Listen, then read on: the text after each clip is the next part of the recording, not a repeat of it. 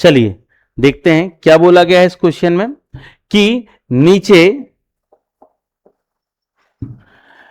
एक पासे की दो स्थितियां दी गई हैं, एफ वाले फलक के आसन्न फलकों पर क्या आ सकता है। एफ ये वाले फलक के आजू बाजू में हमको एल और 7 देखने को मिल रहे हैं, तो इनके सामने एक विपरीत स्थितियां होती हैं, उसमें क्या आ सकता है। जैसा कि हम जानते हैं कि जो पासे होते हैं वो 3D होते हैं, हमेशा 3 अंक हमको देखने को मिलेंगे। और पासों के जो प्रकार होते हैं वो भी दो होते हैं, एक होता है स्टैंडर्ड और दूसरा होता है नॉन स्टैंडर्ड।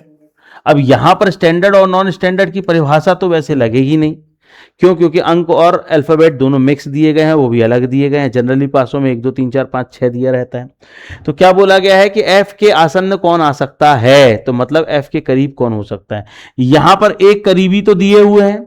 चलिए जो हमारे पास एक सामान्य रूल है पासे का वो हम लागू कर लेते हैं कि जब दो पासों में एक ही जगह पर एक अंक कॉमन हो, यहां पे भी एल है, यहां पर भी एल है और एक ही जगह पर है, तो बचे हुए अंक एक दूसरे के क्या होते हैं, अपोजिट।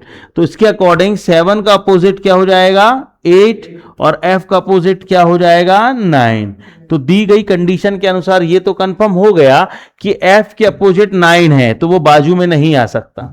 इस एफ के अपोजिट में कौन आ गया यहां पे, 9, तो बाजू में नहीं आ सकता।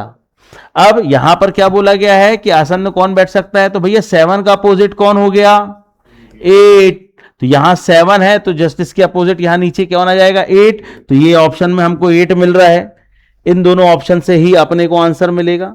ठीक, अब क्या बोला गया है, इस 8 के साथ कौन दिया गया है, 9 तो भाई एफ के अपोजिट में है, तो ये आ नहीं सकता।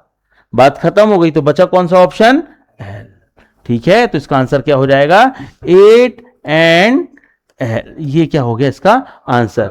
इस हिसाब से हम इसको सॉल्व कर सकते हैं। क्लियर, चलो।